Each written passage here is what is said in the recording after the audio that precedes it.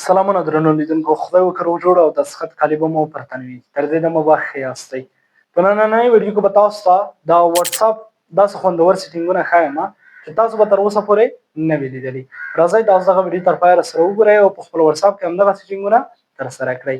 هیله لرم چې ویډیو مو خوښه شي او که چېرته مو ویډیو خوښه شوه لازمني در سره لایک کړئ او زموږ سخن سکلز یوټیوب چینل در سره سبسکرایب کړئ او څنګه د بیل نښان ووهئ او هلته یې وړوئ تر څو زموږ هره نوې ویډیو تر ټولو دمخه تاسو ته در ورسیږي. راځئ دا ویډیو په طرف.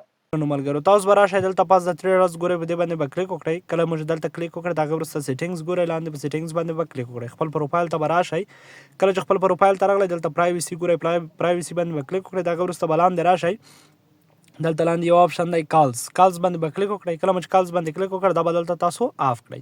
کله مو چې دغه دلته آف کړ، هغه نمبرونه چې تاسو سره سیو دي په موبایل کې، په واتساپ کې نومونه مو ورپسې لیکلي دي، هغه نمبرونه زنګ چې تاسو ته راځي نو همغه زنګ به تاسو ته څنګه کوي، ښایي به یې چې مثلا دغه کس زنګ وکړو، هغه زنګ به تا ته راځي. خو هغه نمبرونه چې تاسو سره سیو نه وي هغه تاسو ته زنګ وکړي نو یوازې به د دوی نوټیفیکیشن تا ته راځي چې دغه کس تا ته زنګ کړی دی، خو تا ته به یې زنګ معلومات نه کېږي. دلته زما نیټ ضعیفه دی خو تاسو به دغه آپشن د دې لپاره وکاروئ که چېرته مو کارولو په شرط د دې. د هغې وروسته به تاسو بیک شئ، دلته لاندې به راشئ، نوټیفیکیشن ګورئ، نوټیفیکیشن باندې به کلیک وکړئ. کله مو چې دلته کلیک وکړ د هغې وروسته به لاندې راشئ، دلته تاسو وګورئ نوټیفیکیشن ټون، په دې باندې به کلیک وکړئ.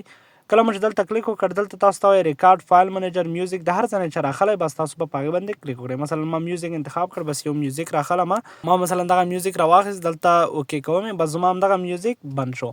نو کله هم چې زه ډاټا خلاصوم ما ته د واتساپ نوټیفیکیشن راځي، هغه به ما ته یو ځانګړی میوزیک ورپسې بند وي که نه، تاسو یو ځانګړی وایس ورسره هر څه چې تاسو غواړئ هغه ورپسې بندولی شئ.